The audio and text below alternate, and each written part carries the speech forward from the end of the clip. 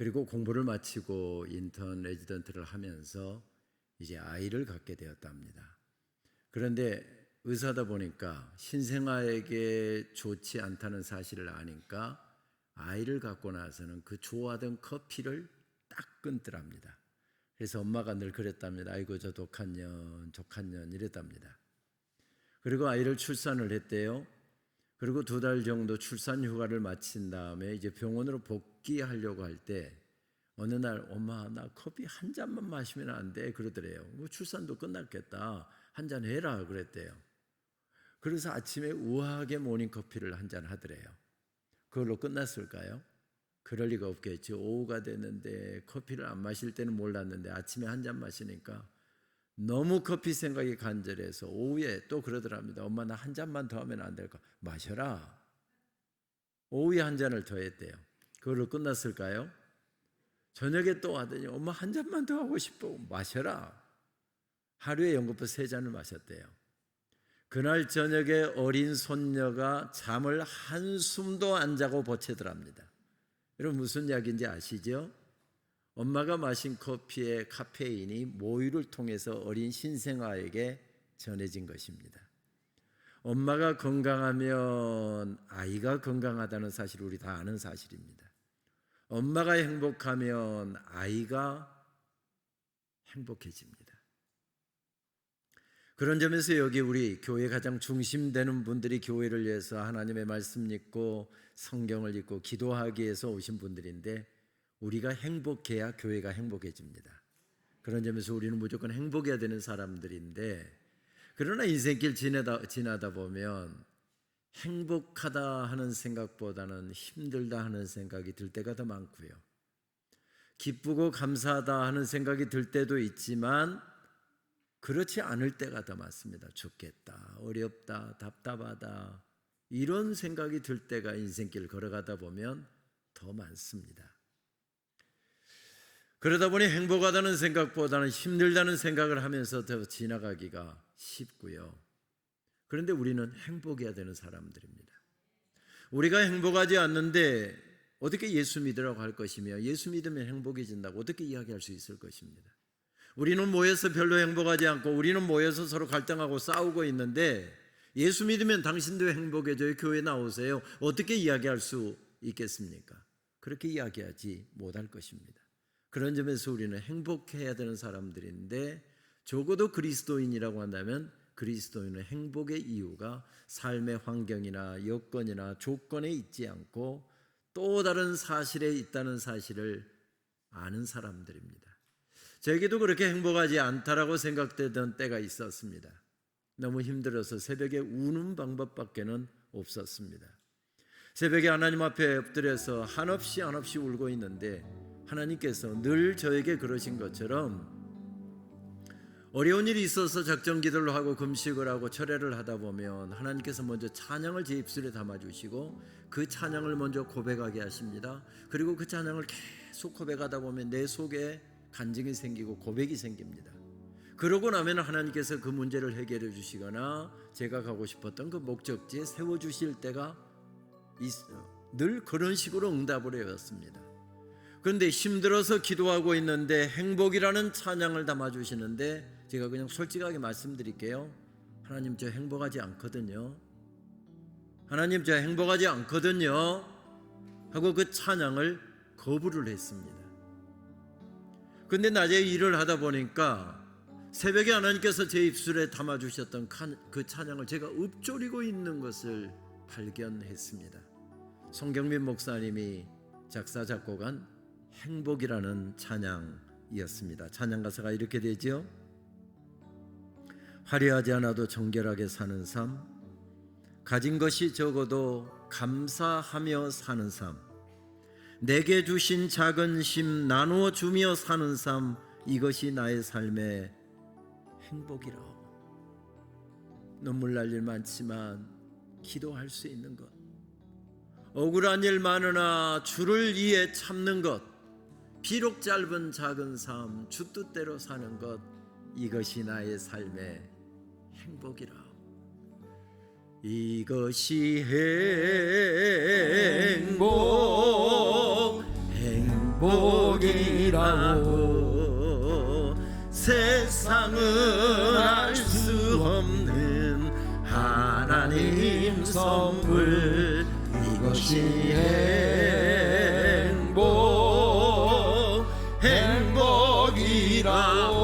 행복이라고 하나님의 자녀로 살아가는 것 이것이 행복이라고 눈물 날 일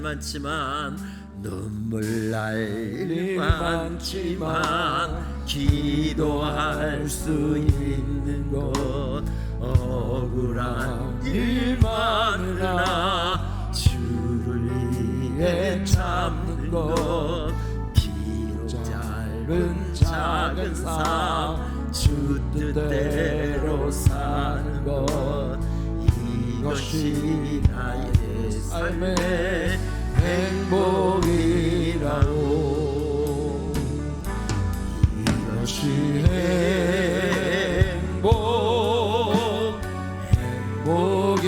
행복이라고 세상은 알 수 없는 하나님 선물 이것이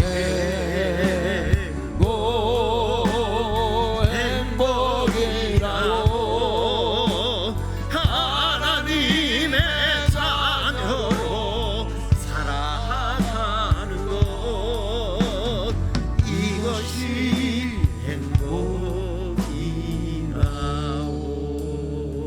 행복이라고 할렐루야. 저는 제 아이들이 행복했으면 좋겠습니다.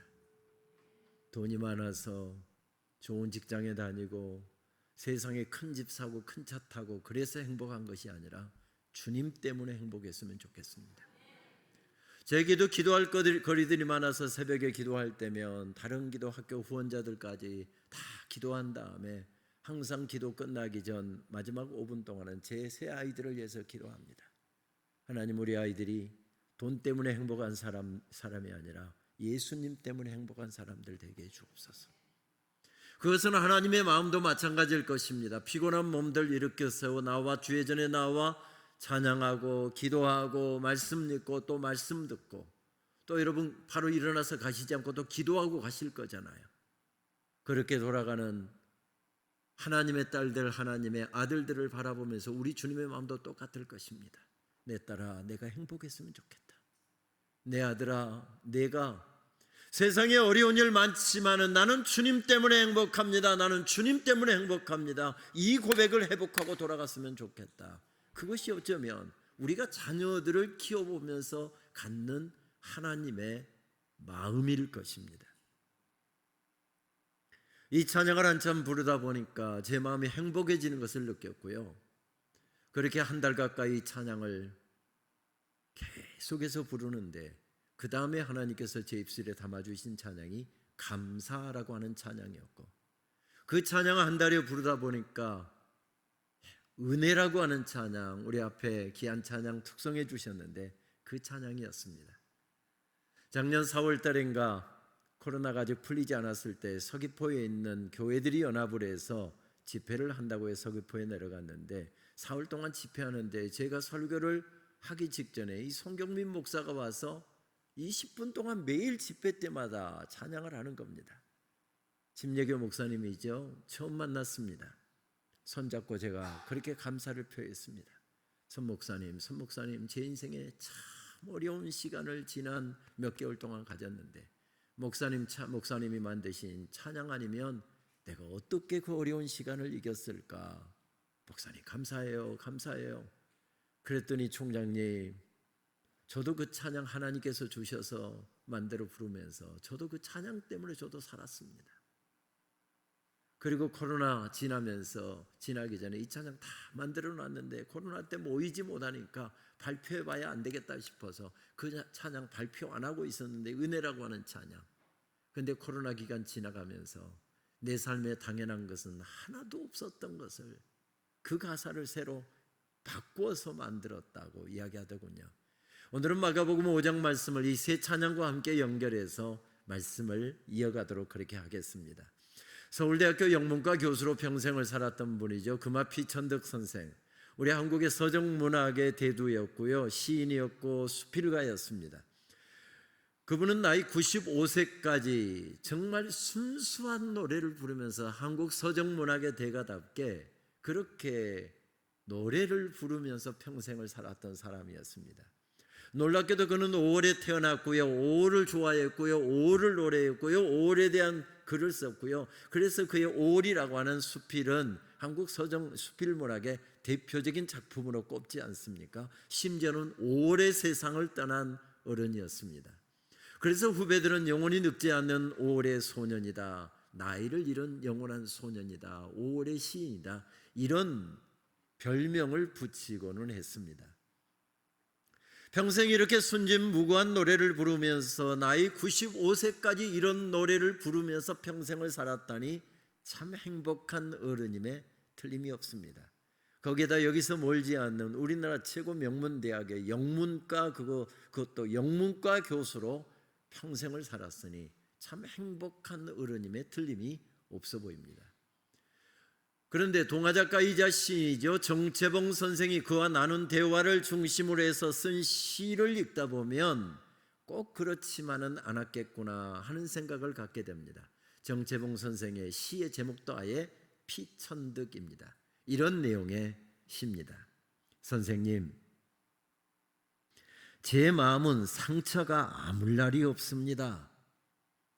정 선생, 내가 내 마음을 꺼내 보여줄 수 없어서 그렇지 천사의 눈으로 내 마음을 본다면 누더기 마음입니다.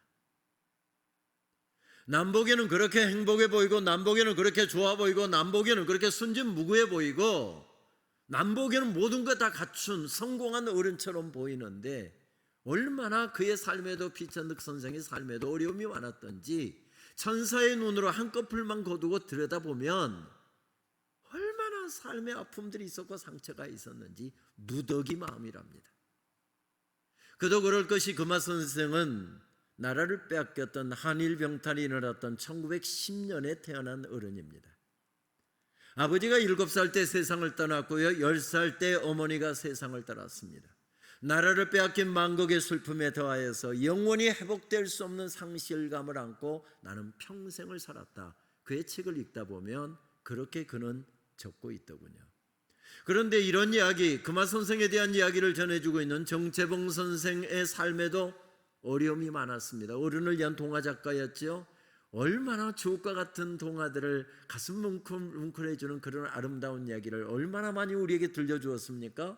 그런데 그의 삶도 들여다보면 고난으로 얼룩져 있었습니다. 20살의 엄마가 시인을 낳다가 핏덩이 남겨놓고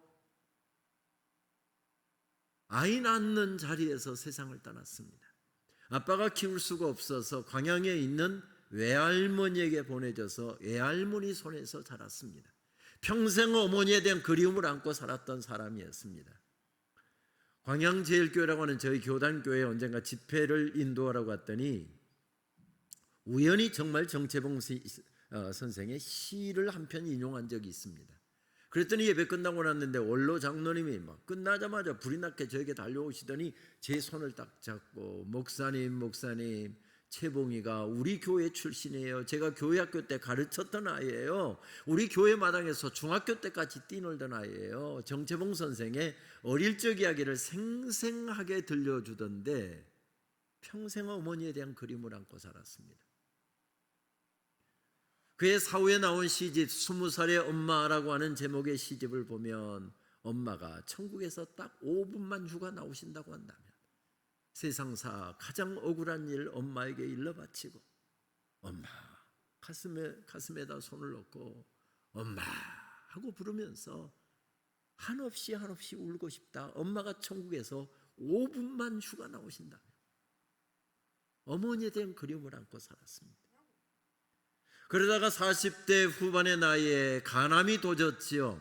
3년여 투병하다가 50대 초반의 나이에 세상을 떠났습니다. 살아생전에 시집을 한 권 남겼죠. 너를 생각하는 것이 나의 일생이었지 라고 하는 시집을 읽다 보면 발문이 이렇게 되어 있더군요. 이 세상에 먼지 섞인 바람 먹고 살면서 울지 않고 다녀간 사람은 없으므로. 여러분들은 별로 감동을 안 하시는데 저는 이 발문이 왜 그렇게 좋던지요. 나 혼자 힘든 줄 알았는데, 나 혼자 어려움이 있어서 허덕인 줄 알았는데, 세상에 먼지 섞인 바람 먹고 살지 않는 사람 없답니다. 울지 않고 인생길 가는 사람 아무도 없답니다. 다 힘들다는 이야기죠. 다 각자의 아픔과 다 각자의 어려움과 다 각자의 십자가 지고 살아간다는 그런 이야기겠지요. 오늘 마가복음 5장에서 만나는 여인도 그랬습니다. 불치의 질병에 걸렸다 하지요.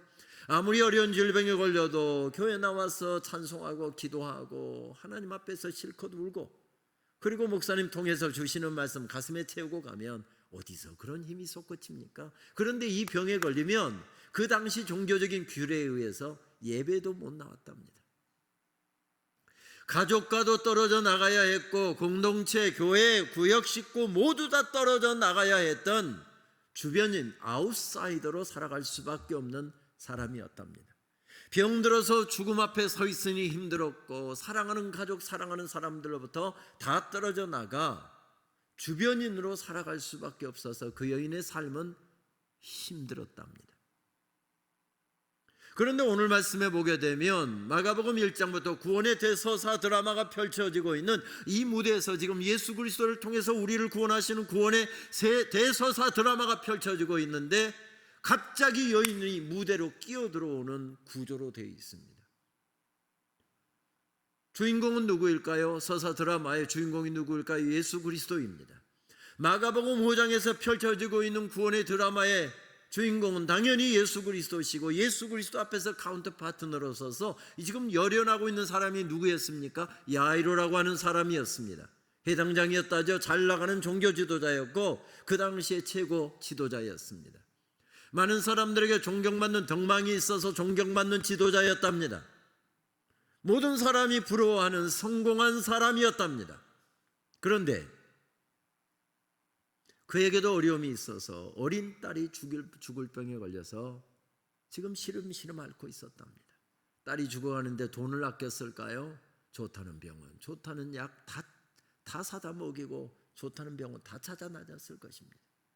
딸 살려보려고 그렇게 백방으로 뛰는데 딸의 병세는 점점 깊어져 가고 있습니다. 예수님에 대한 소문 들었습니다. 갈릴리에 대단한 젊은 설교자가 나타나셔서 하나님의 말씀을 얼마나 잘 전하시는지, 그리고 손을 얹어서 기도하시면 못 고칠 질병이 없다, 그런 소식을 들었는데, 내가 이 바닥에서 최고 지도자인데 무명의 젊은 지도자에게 가서 무릎 꿇고 살려달라고 체면 때문에 할 수가 없어서 못 갔답니다. 내 딸이 오늘을 넘기기가 어렵습니다. 딸이 죽어가는데 체면이 대수겠습니까? 그래서 예수님 수소문에서 예수님께 달려 나왔답니다. 주여, 내 딸이 죽어갑니다. 예수님 말씀 들으니까 손 얹어서 기도하시면 못 고칠 질병이 없다고 하는데, 우리 딸 머리에 손 한 번만 얹어주셔서 기도해 주시면 내 딸이 살게 될 줄 믿습니다. 주님, 우리 집에 오셔서 우리 딸 위해 기도 한번 해 주십시오. 야이로의 간절한 부탁을 받고 예수님께서 지금 그 집으로 가고 있었답니다. 아무리 예수님이라도 딸이 숨이 끊어지면 안 된다라고 하는 생각이 야이로에게 있었을 테니, 딸이 죽기 전에 예수님이 가야 되는데 얼마나 마음이 급했겠습니까? 어디 소풍 가는 길이라고 유유자적 걸어갔겠습니까? 예수님, 조금만 빨리요, 조금만 빨리요, 발걸음을 재촉했을 것입니다. 나중에는 불안한 마음이 더 가세가 돼서 아예 뛰었을 것입니다. 그런데 이 중차대한 순간에 이 여인이 딱 끼어들어오고 있습니다. 이 중요한 순간에 왜 마가는 이런 여인을 끼워넣고 있는 것일까요?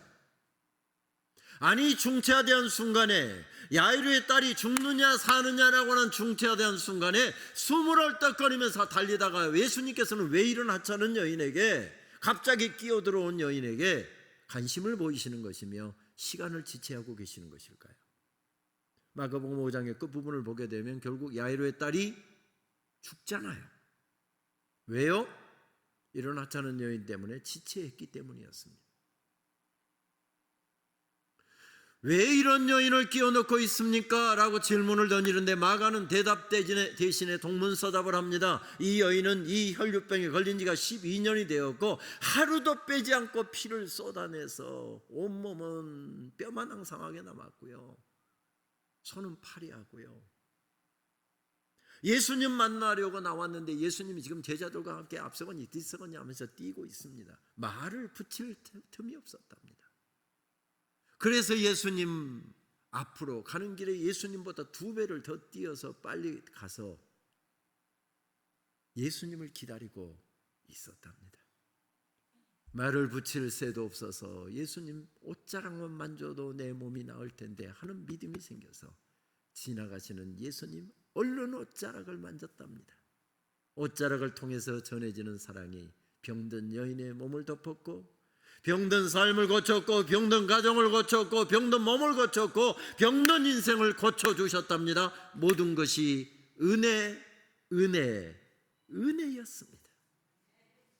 하나님의 은혜가 그녀를 뒤덮고 있습니다. 그렇습니다. 예수님의 놀라운 옷자락을 통해서 전해져 오는 그 사랑이 그 병든 여인의 삶을 덮었답니다. 어떻게요? 이 여인이 예수님의 옷자락을 만졌기 때문에. 그러나 마가복음 1장부터 연결해서 전체를 읽어보면 이 여인이 예수님의 옷자락을 만졌다고 마가는 전하면서도 이 여인이 만진 것은 예수님의 옷자락이 아니었습니다. 이런 구조로 말씀을 전하고 있습니다. 예수님의 옷자락을 만졌는데 예수님의 옷자락을 만진 것이 아니었다고 한다면 그럼 이 여인이 만진 것은 무엇이었을까요? 마가는 이 여인이 만진 것은 예수님의 옷자락을 만졌는데 예수님의 옷자락을 만진 것이 아니라 그 여인이 만진 것은 예수님의 심장을 만진 것이다. 하늘 보좌를 버리시고 이 땅에 내려오실 만큼 우리를 사랑하셨던 사랑으로 불타고 있는 예수님의 심장. 죄인들을 벌하셔야 할 자리에 당신이 대신 들어누우시고 죄인들은 살려내시고 당신이 죄값을 받으시고 죽임을 당하시고 고난을 당하실 만큼 사랑으로 불타고 있었던 예수님의 심장. 이 여인이 만진 것은 예수님의 심장을 만진 것이다. 이렇게 말씀을 전하고 있습니다. 예수님의 심장 속에서부터 솟구쳐 오르고 있는 이런 놀라운 사랑을 표현하기 위해서 마가는 아주 독특한 단어를 반복해서 사용합니다. 아니 정확히 말씀드리면 마가뿐만 아니라 공간복음서 기자들 마태, 마가, 누가를 가리켜서 흔히 공간복음서 기자라고 이야기하지요. 독특한 헬라어 단어를 반복해서 사용합니다. 우리말에는 약간 다르게 번역되어 있지만 헬라어 원어는 똑같은 단어입니다. 스프랑크 니조마이라고 하는 단어입니다. 스프랑크 니조마이라고 하는 단어는 우리말에도 비슷한 뜻이 있는데 애간장이 녹듯이 창자가 끊어질 때 난 아픔을 가지고 단장의 아픔으로 이런 뜻입니다. 그래서 영어의 내장학이라고 하는 단어도 이 스프랑크 니조마이라는 단어로부터 유래를 합니다.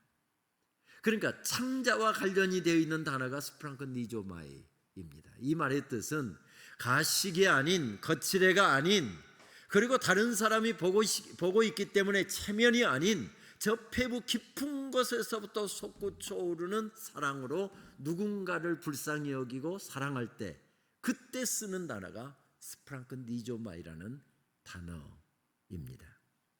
이렇게 자세하게 설명을 드려도 여러분 별로 감동을 안 하시는 것 같은데 제가 예를 하나 들어드리겠습니다. 지금 학기가 시작돼서 오늘까지 어제도 밤 11시까지 학생들하고 같이 통성으로 기도해서 목이 꽉 잠길 정도로 그리고 오늘까지 사경회를 마치고 사경회가 끝나고 학교 업무 보다가 저도 집에 잠깐 들려서 말씀 좀 이렇게 손질하고 바로 달려왔습니다. 방학 중에도 우리 학교의 수건사업이었던 도서관을 새롭게 다시 전체를 다시 고치는 이런 일들이 있어서 방학 중에도 굉장히 총장실이 바쁘게 진행이 되었습니다. 그러다 보니까 저를 좀 만나려고 하면 미리 비서실로 전화를 와서 1시간 30분 이렇게 미리 다 약속을 잡고 옵니다. 근데 약속을 안 잡고 총장실에 쑥 들어오는 사람들이 있습니다. 저하고 가까이 되는 친구 목사들이나 제 가까이 지내는 선배 목사들입니다. 그 양반들은 꼭 들어오면서 이렇게 하고 들어옵니다. 김 총장이 있어? 이러고 들어옵니다. 청주에서 왔습니다. 대전에서 왔습니다. 아마 학교 무슨 볼일 때문에 왔다가 방학이니까 총장 책이나 보고 연구나 하고 앉아있겠지 하고 생각하고 쓰고 온 것입니다. 저는 이 방에서 회의를 막 마치고 지금 옆방에 제가 주재해야 될 회의를 좀 외부 사람들까지 지금 기다리고 있는데 뭐 여기서 회의가 늦어서 10분이 벌써 늦어져서 저쪽에서 10분을 지금 기다리고 있답니다. 그래서 빨리 회의를 마치고 막 나가려고 하는데 그 틈새에 쑥 들어오면서 김 총장이 있어? 하고 들어오는 사람들입니다. 속으로 솔직히 생각하면 아이고 약속 좀 하고 오지, 멀리서 왔는데 차 한잔 대접할 시간도 안 되니까 저는 바로 지금 옆방에 10분이나 늦었으니까 빨리 회의 주재하러 가야 되는데 쑥 들어왔으니, 그래도 여러분 제가 좀 인격은 좀 되어 보이잖아요. 속으로는 아이고 약속 좀 하고 약속도 안 하고 쑥쑥 들어오면 어떻게 하라고 그래, 솔직히 그런 마음이 들면서도 환하게도 호들갑을 아이고 목사님 어서 오세요, 반갑습니다, 웬일이세요? 근데 속으로는 다음에 올 때는 제발 약속 좀 하고 와. 이때는 절대 쓸 수 없는 단어가 스프랑크 니조마이라는 단어입니다. 왜요? 겉다르고 속다르니까요. 가난하다고 가진 것이 없다고 무시한 것이 아니라 주님께서는 겉으로도 뜨겁게 사랑하셨고 속으로도 뜨겁게 사랑하시는 그 사랑으로 불타고 있는 마음, 그 심장을 이 여인이 만지셨다는 것입니다. 이 여인이 만졌다는 것입니다. 그래서 마가는 이런 사실을 반복해서 중첩해서 설명하는데요, 마가복음 1장에도 비슷한 사건이 똑같이 나옵니다. 이 여인은 혈류병에 걸렸다는데 혈류병보다 훨씬 더 중한 질병에 걸린 사람을 등장시킵니다. 누구였습니까? 한센병 환자였습니다. 예수님이라면 나를 불쌍히 여겨주실 텐데, 예수님이라면 내 문제 해결해 주실 텐데, 예수님이라면 내 질병 고쳐주실 텐데 하는 믿음이 솟구쳐 올라오는데, 그 사람도 역시 아웃사이더로 살아갈 수밖에 없는, 주변인으로 살아갈 수밖에 없는 사람이었습니다. 그래서 아무리 말씀이 듣고 싶어도 이런 예배 자리에 나오면 안 됩니다. 그런데 진물이 흐르고 중증이어서 다 붕대를 새로 감고 마스크 끼고 위장하고 후드티 입고 저 뒤에 슬쩍 왔답니다. 그런데 예수님 말씀 듣다가 막 속에서부터 가슴이 뜨거워지는데 견딜 수가 없습니다. 그래서 갑자기 예수님 설교하고 있는데 손 들고 주여 나를 불쌍히 여겨 주옵소서. 예수님께서 설교하시다 말고 여러분 잠깐만요, 죄송합니다, 잠깐이면 됩니다 하고 예수님 내려가서 2층에 올라가셔서 그분을 보는데, 새로 붕대를 감고 왔는데 얼마나 중증인지 고름이 다 배어 나왔고요, 콧부리가 떨어져 나갔고요, 기도 한쪽이 떨어져 나가고 없습니다. 손을 하고 하는데 붕대 칭칭 감았는데 보니까 손가락은 2마디가 다 떨어져 나가고 없습니다. 근데 마가복음 1장 41절 말씀을 보면 그 환자에 대해서 예수님께서 이렇게 하셨답니다. 여러분 화면에 나올 텐데 같이 한 목소리로 봉독할까요? 예수께서 불쌍히 여기사 손을 내밀어 그에게 대심에 이르시되 내가 원하노니 깨끗함을 받으라. 아멘. 여기서 나오는 단어가 불쌍히 여기사라고 하는 단어가 스프랑크 니조마이라는 단어를 사용합니다. 예수님의 사랑을 믿었다는 이야기죠. 예수님께서 얼마나 우리를 사랑하시는지, 얼마나 우리를 귀하게 보시는지 그 사랑을 믿었기에 손을 내밀어서 예수님의 심장을 만지는 마음으로 옷자락을 만졌고, 나 같은 죄인 예수님 주님 앞에 나와 두 손 들고 빌면 나를 사랑해 주실 것이다, 그것을 확신했기에 한센병 환자가 손을 들어서 예수님께 구하였더니 은혜를 베풀어 주셨답니다. 모든 것이 은혜, 한없는 은혜였습니다. 내가 잘나서, 내가 공부를 잘해서, 내가 좋은 대학 나와서, 내가 박사여서, 내가 교수여서 이만큼 살고 있는 줄 알았습니다. 근데 나이 80이 되고 보니까, 살아온 인생길을 가만히 돌이켜보니까 은혜 아닌 것이 없습니다. 성균관대학교 영문과 교수로 평생을 살았던 성창경 시인, 신실한 신앙인이었죠. 10년 전에 세상을 떠난 분인데 나이 80이 된 다음에는 살아온 인생길이 온통 하나님의 은혜로 된 것임을 깨닫고 은혜에 대한 시, 감사에 대한 시만 썼습니다. 그 중에 한 편입니다. 은총을 내려주시는구나. 무조건 애걸했더니 이 불쌍한 꼴이 눈에 띄신 모양이다. 즉시 속속들이 다 아신다. 그러니 오히려 안심이다. 벌거벗고 빌면 그만이다. 은총을 내려주시는구나. 살아온 인생길 돌이켜보니 은혜 아닌 것이 없습니다. 은혜로 살았습니다. 은혜가 아니면 헤쳐나올 수 없었던 인생길. 그런데 하나님께서 은혜로 덮으셔서 오늘 내가 여기 서 있는 것을 발견한 것이죠. 여러분, 지나온 날들을 한번 돌이켜 보십시오. 걸어왔던 인생길 가만히 한번 돌이켜 보십시오. 어려움이 없었습니까? 있었습니다. 밤잠을 이루지 못할 일이 없었습니까? 있었습니다. 억울한 일이 없었습니까? 있었습니다. 눈물 날 일이 없었습니까? 있었습니다. 답답한 일이 없었습니까? 있었습니다. 힘들고 어려워서 다 포기해버리고 도망가버리고 싶은 일이 없었습니까? 있었습니다. 그런데 하나님께서 여기까지 인도해 주셨습니다. 에베네셀의 은혜로 덮으셔서 나를 이만큼 도와주셨고, 여호와 이레의 은혜로 덮으셔서 모든 것 준비해 주셔서 그 험한 세월 다 헤치고 여기까지 달려왔습니다. 돌이켜보니 은혜 아닌 것이 없습니다. 모든 것이 은혜, 한없는 은혜. 그 은혜로 살았습니다. 저는 학교 총장직을 맡고 난 다음에 저에게도 참 어려움이 많았습니다. 저희 교단의 아킬레스 건과 같이 참 어려운 문제 가운데 하나가, 우리 여의도 순복음교회처럼 한국교회를 대표할 만한 큰 교회에서 아들에게 목회직을 대물림하는 세습이 일어났습니다. 교회를 바로 세우는 것은 하나님의 말씀이고, 하나님의 말씀을 바로 회개 속에서 들려주는 것이 신학의 사명이잖아요. 신학에도 여러 분야가 있습니다. 그 중에 교회로는, 교회의 주인은 하나님이시다. 내가 헌금을 많이 했으니까 이 교회는 내 교회, 마치 주주처럼 내가 큰 역할을 해서 교회를 이만큼 부흥했으니까 이것은 지분이 90%는 내 거야. 이 신학적으로 틀린 이야기들입니다. 내가 이만큼 성장시켰으니까 내 아들에게 물려줘야 돼. 누구에게 이렇게 내가 얼마나 평생 고생해서 세운 것인데 누구에게 물려줘? 이것은 교회론적으로, 신학적으로 옳지가 않습니다. 그래서 저희 장로회 신학대학교 교수들 80명이 다 나서서 이 부분을 목소리를 내기 시작했습니다. 그리고 그 선두에서 제가 교회 교수 평의회 회장을 하고 있었기 때문에 조직적으로 교수들 모임과 이 항의하는 모든 과정들 한 3년 동안의 절차를 이끌었습니다. 그 문제로 인해서 학교가 큰 어려움에 직면해 있었습니다. 저는 그때 신학대학원장을 하고 있었는데, 신학대학원장이 총장이 부재의 시에는 학교의 모든 일을 하도록 그렇게 학교 규정이 되어 있습니다. 그러다 보니 학교가 갑자기 어려워져서 제가 총장 직무대행을 하게 되었습니다.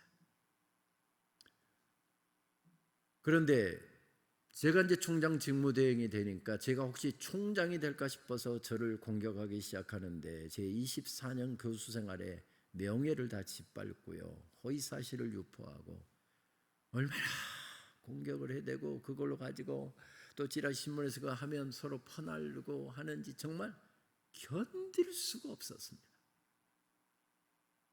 그 새벽에 엎드려서 하나님 앞에 우는 방법밖에 없었습니다. 학교장이 되다 보니까 저를 자문해주는 변호사들은 그 허위사실 명예훼손으로 걸어라 그럼 100% 승소할 수 있습니다. 제가 도와드리겠습니다. 여러 자문해주는 변호사들이 그렇게 이야기했지만 학교장이 되다 보니까 학교에 누가 될까 싶어서 그렇게 할 수가 없었습니다. 그저 새벽에 우는 방법밖에 없었습니다. 하나님, 언제 내가 총장한다고 그랬습니까? 저는 평교수로 남아서 은퇴하려고 그렇게 생각을 했거든요. 억지로 등 떠밀어서 총장 시켜놓았으면 이 어려운 코로나 전국에서 제대로 세워주셔도 이 학교를 지금 이끌어갈까 말까 하는 상황인데 어떻게 학교를 이끌어가라고 이렇게 사람을 박살을 내십니까? 새벽에 엎드려서 막 엉엉엉엉 울었습니다. 그런데 초등학교 5학년 때인지 6학년 때인지 한 50여 년 전에 어머니 새벽 기도 따라갔다가, 어머니는 옛날에 여자들은 여기 남자들은 여기 앉았잖아요.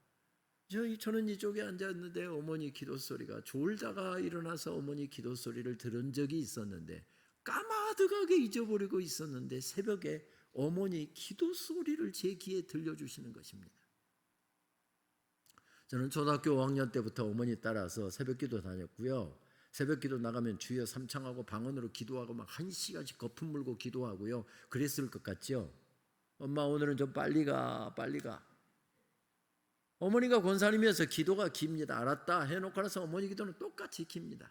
그럼 어머니 기도 끝나기를 기다리다가 졸기 일수고 은영아 가자 그러면 일어나서 가기 일수였습니다. 그래도 항상 빼놓지 않고 드렸던 기도는 한 가지가 있었는데요. 하나님, 저 공부하고 싶어요. 하나님, 저 중학교 보내주세요. 그 기도는 절대 안 뺐습니다. 졸더라도 항상 그 기도는 드려놓고 졸았습니다.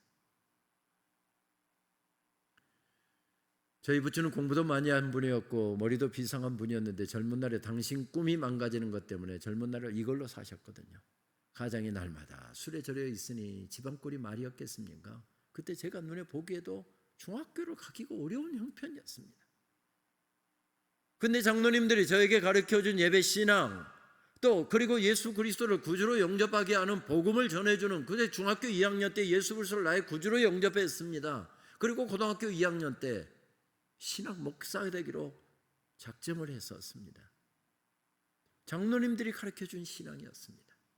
아무리 앞길이 캄캄해도 하나님이 도와주시면 세워진다. 하나님이 지켜주시면 지켜진다. 하나님께서 높여주시면 높여진다.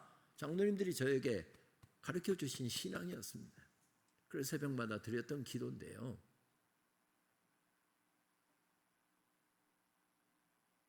그런데 새벽에 하나님께서 50년 전에 들었던, 까마득하게 잊고 있었던 어머니 기도 소리를 들려주시는 것입니다. 하나님, 책 읽기 좋아하는 우리 은영이, 공부하기 좋아하는 우리 은영이 중학교 가고 싶답니다. 하나님, 저 아이 중학교 보내주세요. 어머니 기도가 거기서 끝났을까요?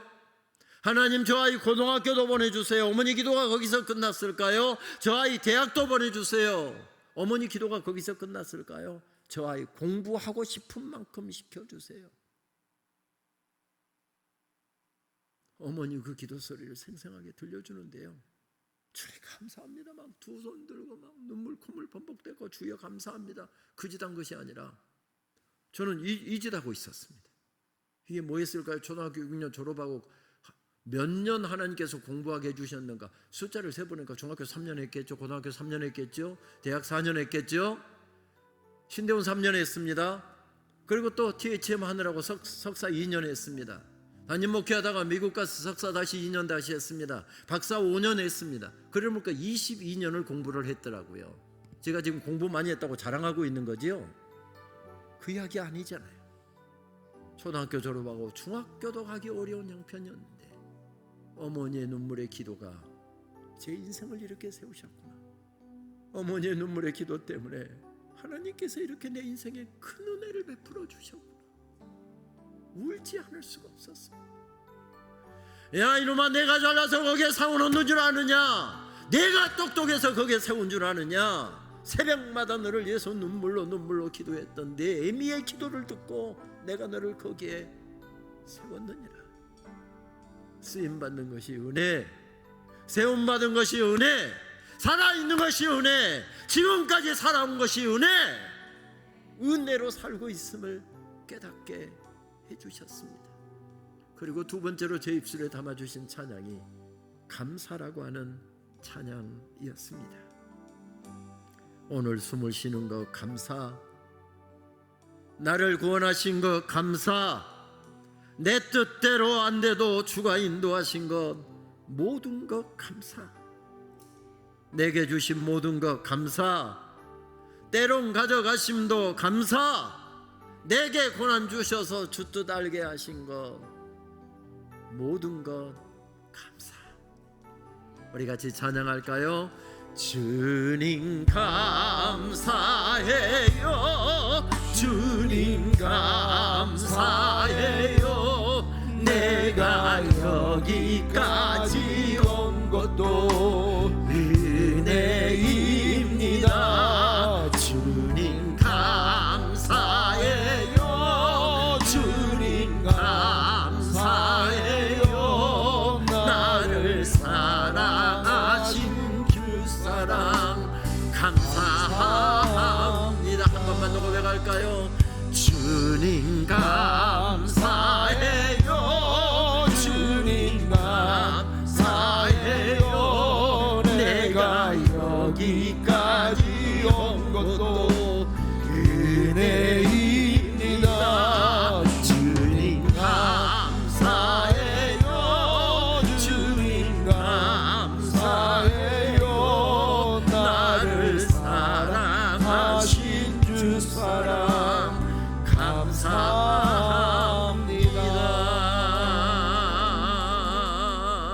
할렐루야. 제가 섬기고 있는 장로의 신학대학교는 1901년 평양 땅에서 시작돼서 흔히 이야기하는 평양신학교 그렇게 이야기하는데 1907년에 1회 졸업생을 배출을 했는데 그 졸업장을 보면 평양신학교라고 되어 있는 것이 아니라 길손주 목사님의 졸업장을 보면 대한장로교 신학교라고 되어 있습니다. 평양에 있으니까 지명을 따라서 평양신학교.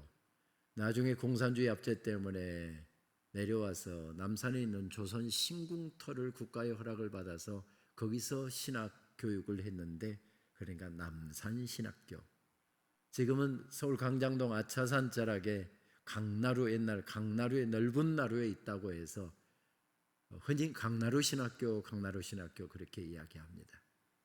우리 122년 전통의 민족과 함께 교회와 함께 성도들과 함께 달려온 그 학교에 총장을 세운 것이 네가 똑똑하고 네가 잘나서가 아니다. 내가 은혜로 너를 세웠다. 그러니 감사가 안 나올 수가 없었습니다. 그렇습니다.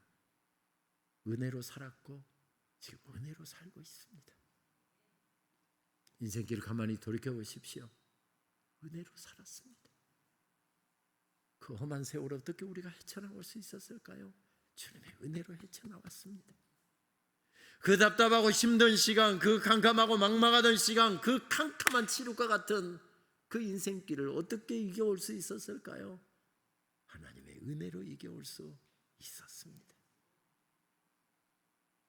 여러분, 그런데 병든 몸을 고침받았다라고 하는 건 대단한 역사고, 저희 어머니도 불치의 질병에 걸려서 시한부 인생을 판정받았는데 저희 고향은 전남 해남인데 어머니가 어느 날 전화가 왔어요. 은영아, 애미가 오살리 기도원에 가서 마지막 기도 한번 하고 싶다. 내가 서울에 올라가니 마중 와서 너 오살리까지 나 좀 데려다다. 그래서 어머니 모시고 오살리 기도원에 갔고, 저는 그때 학기가 진행 중에서 어머니 모셔다 드리고 저는 공부 때문에 학교에 왔습니다. 그리고 어머니 일주일 금식한다고 그래서 금식 끝날 쯤에 어머니 모시러 다시 갔습니다. 제일 먼저 만나서 뭐라고 했을까요? 어머니 어떻게 됐어요? 하나님 응답해 주셨어요? 그렇지, 우리 하나님이 어떤 분이신데 애미병 깨끗하게 고쳐주셨다. 분명한 증거 주셨다. 내 몸의 암덩어리가 다 빠져나가는 것 하나님께서 한상 가운데 다 경험하게 하셨고 응답 주셨다. 그리고 저희 어머니 40대 중반에 그 병 고침받은 이후로 80세까지 건강하게 잘 사셨습니다. 은혜로 살았습니다. 은혜로 살았습니다. 근데 저희 어머니 돌아가셨거든요. 병 고침받은 은혜가 최고의 은혜라고 한다면 그거 없어지지 않아야 되잖아요. 저희 어머니 세상 떠나셨거든요. 이 여인도 세상 떠났거든요. 그러면 언제는 은혜 아니잖아요. 그런데 여러분 알고 계십니까? 내가 지금 암투병하고 있어도, 내가 어려운 삶과 지금 몸부림치고 있다 할지라도 하나님께서 병 고침 받은 것보다도 훨씬 큰 은혜를 우리 모두에게 주셨다는 사실을, 하나님의 자녀가 되는 축복, 자녀가 되는 은혜를 베풀어 주셨다는 사실을 알고 계십니까? 얼마 전 모처럼 설교가 없는 주일이어서 토요일 아침에 아내하고 정말 모처럼 마주보고 앉아서 모닝커피를 한잔 하고 있었습니다. 여러분, 아침에 모닝커피를 할 때 뭐가 있어야죠? 쿠키 이런 사람, 빵 이런 사람은 낭만을 모르는 사람, 음악이 있어야 되잖아요. 아내도 저도 클래식을 좋아하니까 유튜브를 열어서 아침이니까 모차르트를 들을까, 쇼팽을 들을까, 베토벤을 들을까 하고 쭉 이렇게 돌리고 있는데 갑자기 찬송 한 곡이 떠올랐습니다. 그래서 타이핑을 해서 그 찬송을 찾아서 딱 듣는데, 정말 딱 시작을 했는데 첫 가사부터 얼마나 제 가슴을 치던지, 첫 가사를 듣는데 저도 모르게 눈에서 눈물이 주르르 흐르는 겁니다. 남자들이 나이가 들어가면 여성 호르몬이 많아서 눈물이 많아진다고 하는데, 여성들은 남성 호르몬이 나와서 강해지고 세진다고 하는데, 저 절대 여성 호르몬이 많이 나와서 울었던 것 아니었거든요. 제 평생의 고백. 그때 영어 찬양했는데 In Christ alone, 그리스도, 오직 그리스도 안에 My hope is found. 오직 그리스도 안에 내 희망이 있습니다. 이 가사가 나오는데 나도 모르게 눈에서 눈물이 주르르 흐르는 겁니다. 근데 아내에게 안 들키려고 마주보고 앉아있으니까 살짝 돌아서서 아는 척 하는데, 아내가 그걸 그새 봤는지 여보 울어? 이제 찬송 시작했는데 울어 이러는 거예요. 여기 권사님들 부탁합니다. 남자들이 은혜 받았고 울고 있거든, 제발 모른 척 좀 해주세요. 여성 호르몬이 많이 나와갖고 요즘에 트로트 부르다가 울더라도 제발 모른 척 좀 해주세요. 그때 들었던 찬양이 얼마나 감격이 되더니, 우리말로도 번역된 찬양입니다. 그때 그 감격을 여러분들하고 나누려고 번안곡을 들어봤더니 그 분위기가, 제가 느꼈던 분위기가 안 살려집니다.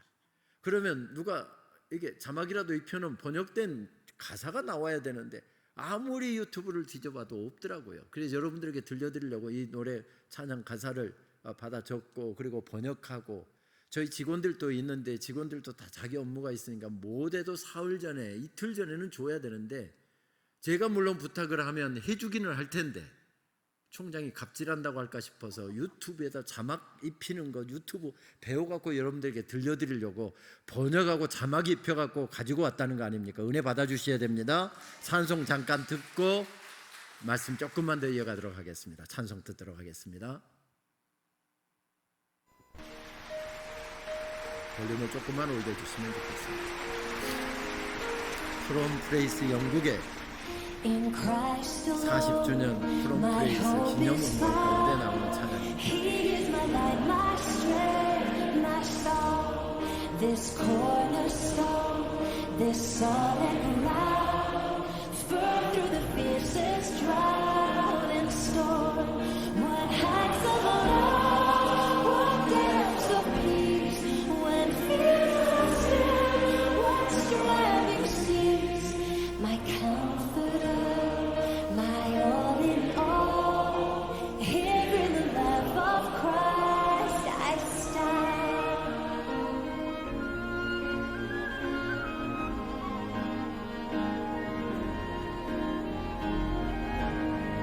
In Christ alone, who took on flesh, fullness of God in helpless faith, this gift of love and righteousness, scorned by the ones He came to save, till on that cross as Jesus died, the wrath of God was satisfied for every sin.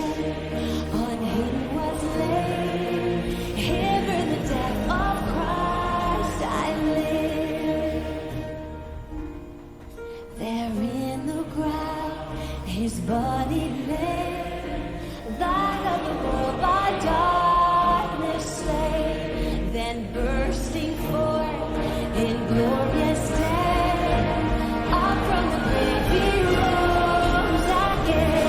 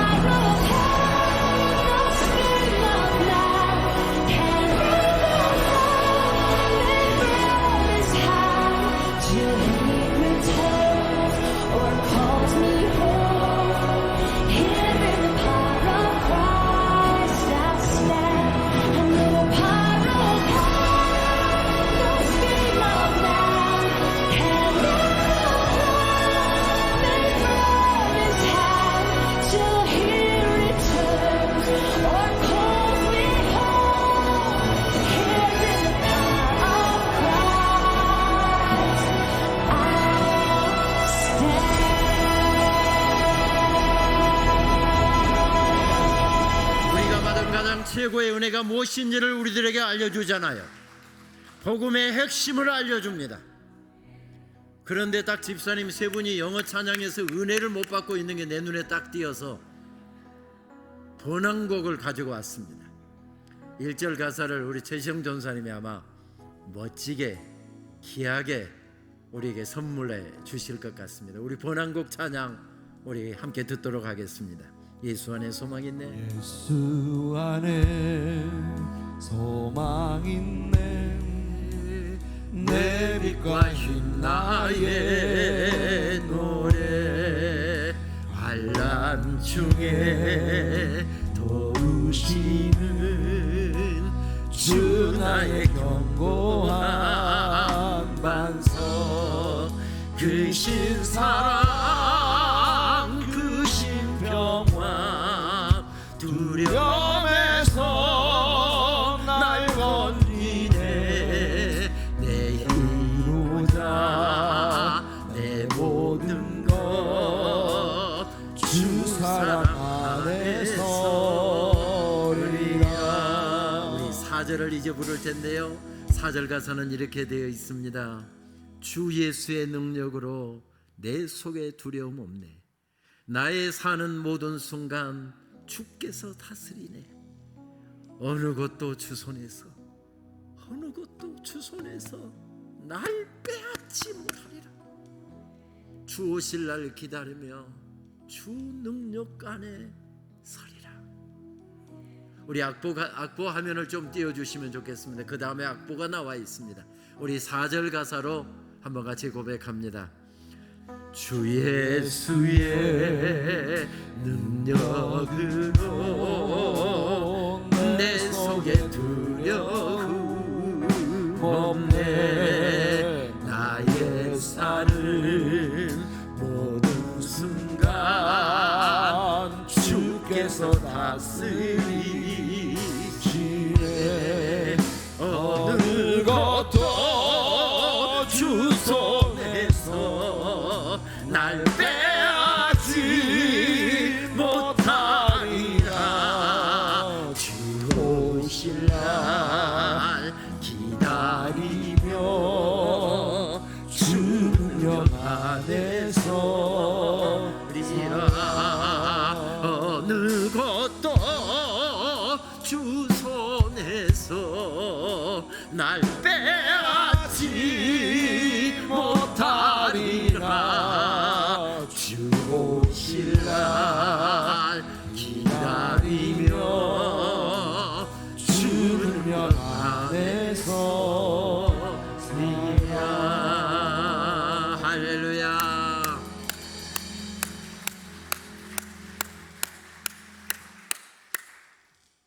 죽음도 질병을 위해서 기도했는데 하나님께서 설령 그 병을 고쳐주시지 않고 그 질병이 나를 쓰러뜨린다 할지라도 죽음의 권세도 주님의 사랑으로부터 날 빼앗지 못하리라. 세상의 그 어느 것도 날 빼앗지 못하리라. 왜요? 나 같은 죄인, 나 같은 죄인, 나 같은 죄인, 나 같은 죄인, 나 같은 죄인을 사랑하셔서 하나님의 자녀 삼아주신 이 은혜, 이 은혜, 이 은혜를 우리 모두에게 허락해 주셨습니다.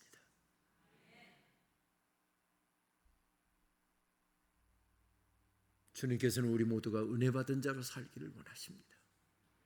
그래서 주님께서는 은혜 받은 자를 이렇게 찾고 계십니다. 누가 내 옷자락을 만졌느냐? 누가 내 옷자락을 만졌느냐? 누가 내 옷자락을 만졌느냐?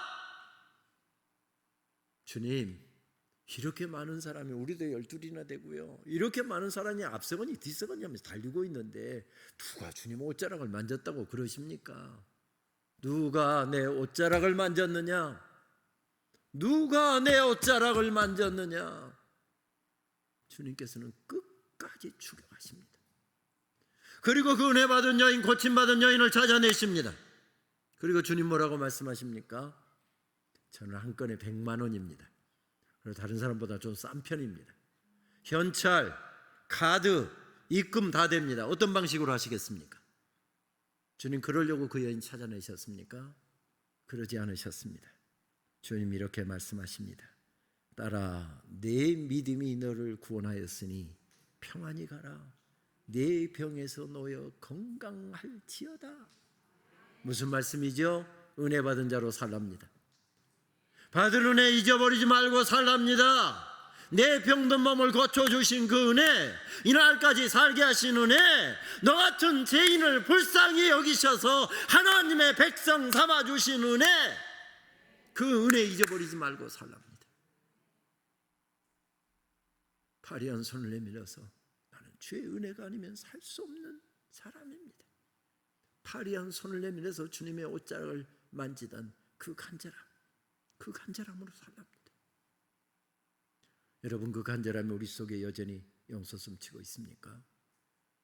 처음 구원받았을 때 그 감격, 복음의 신비 깨닫고 정말 예배 때마다 눈물로 찬양하고 기도하고 눈물로 목사님 말씀 듣고 나 같은 죄인 그것만 생각하면 자다가도 벌떡벌떡 일어나게 되던 그 처음 구원받았을 때 감격과 간절함이 여전히 오늘 예배 가운데서 내 신앙생활 가운데서 여전히 작동하고 있습니까?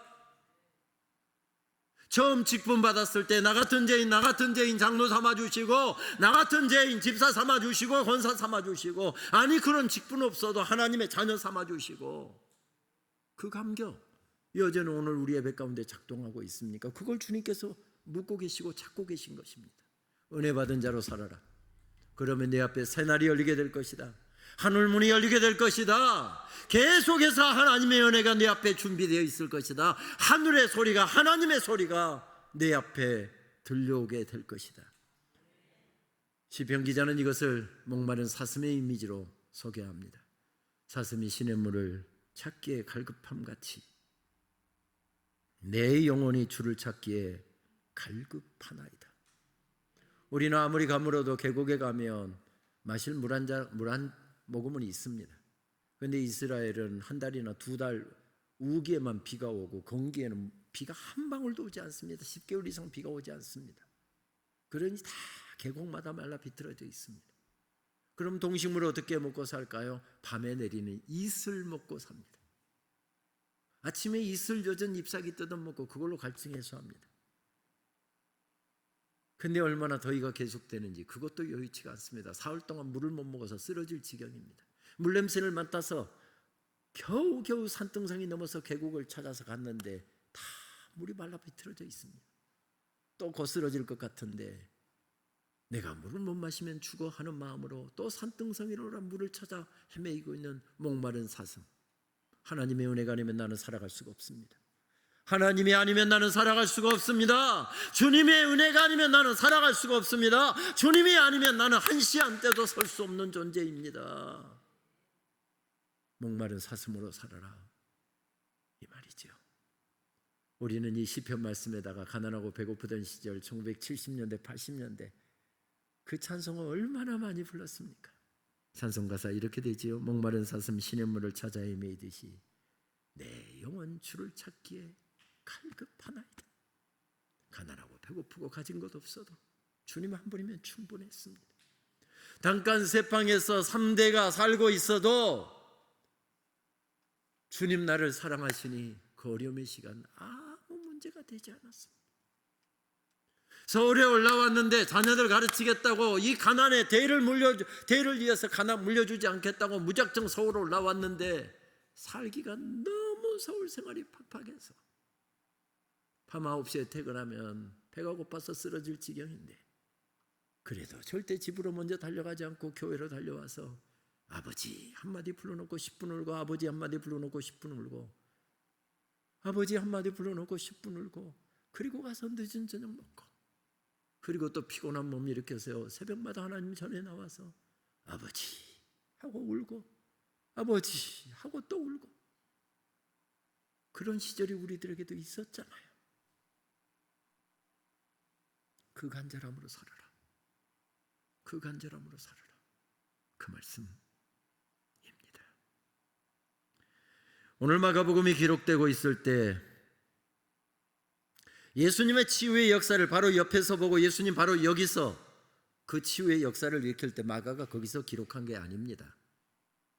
이런 예수님께서 행하신 기적들은 12사도들에 의해서 구전의 말씀, 루터의 용어죠. 구전의 말씀으로 전했습니다. 다시 말씀드리면 매 주일마다 함께 모여서 주님께서 행하신 행적, 주님께서 우리 가운데 이루신 놀라운 역사들을 구전의 말씀, 설교자들이, 그러니까 12사도가 보고 들었고 직접 체험했던 그 사실을 증언하는 방식으로 이 말씀이 전해졌습니다.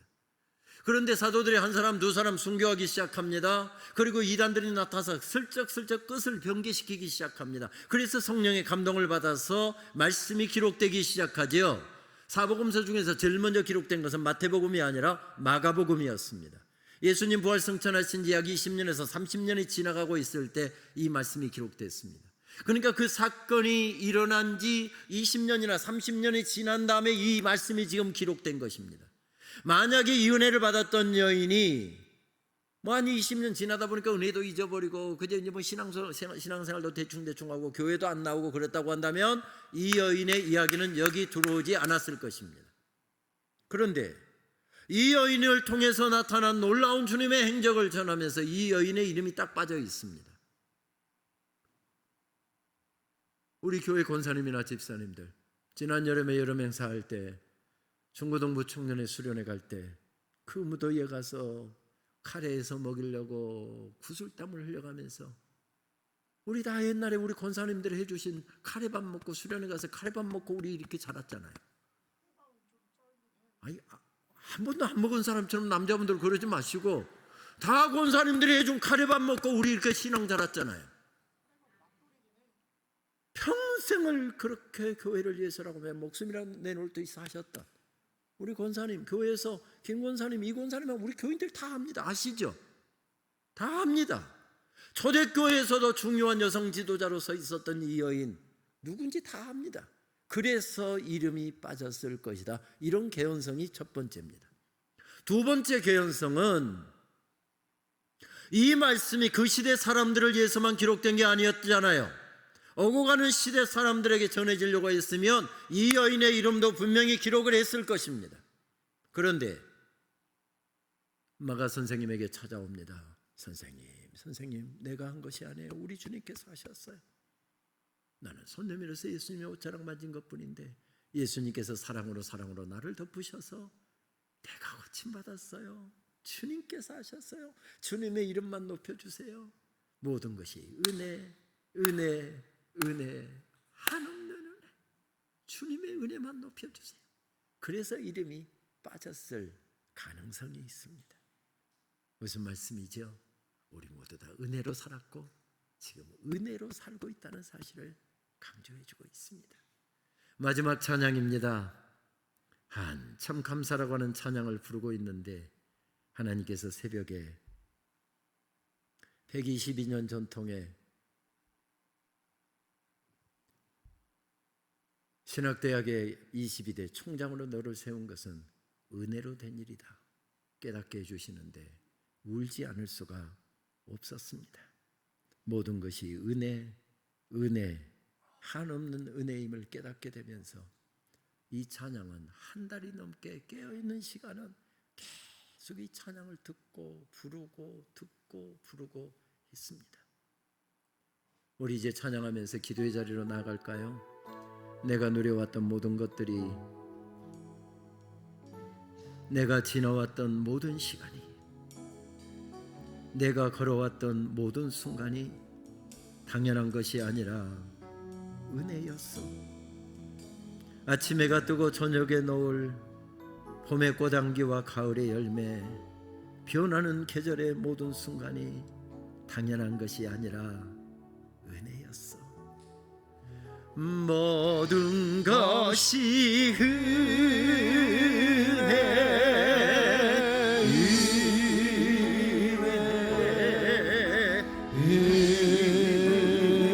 은혜, 한없는 은혜, 내 삶에 당연한 건 하나도 없었던 것을 모든 것이 은혜였소. 자녀로 살며 내가 이 땅에 태어나 사는 것 어린아이 시절과 지금까지 어린아이 시절과 지금까지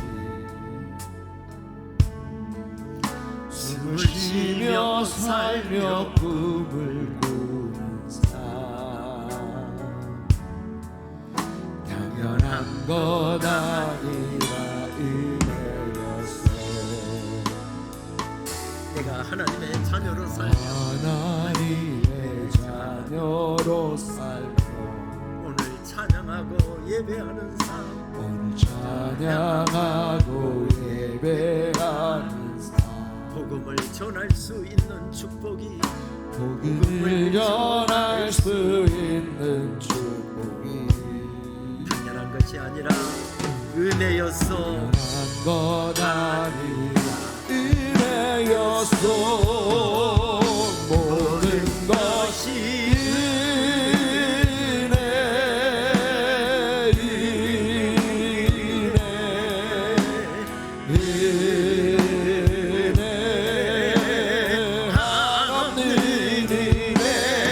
내 삶에 당연한 것 하나도 없었던 것을 모든 것이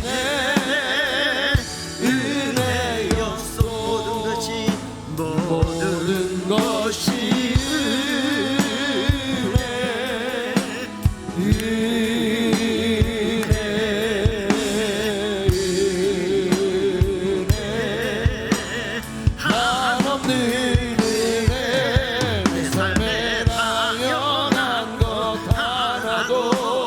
없었던 것을 모든 것이 은혜였소 우리 두 손을 높이 드실까요? 모든 것이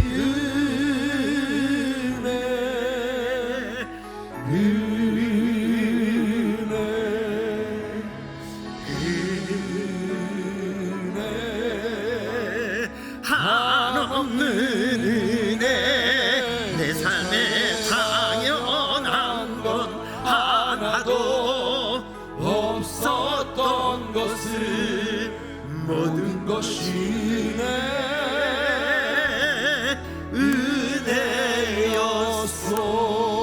은혜였소 그렇습니다. 이날까지 하나님의 은혜로 살았습니다. 은혜 아닌 것이 없습니다.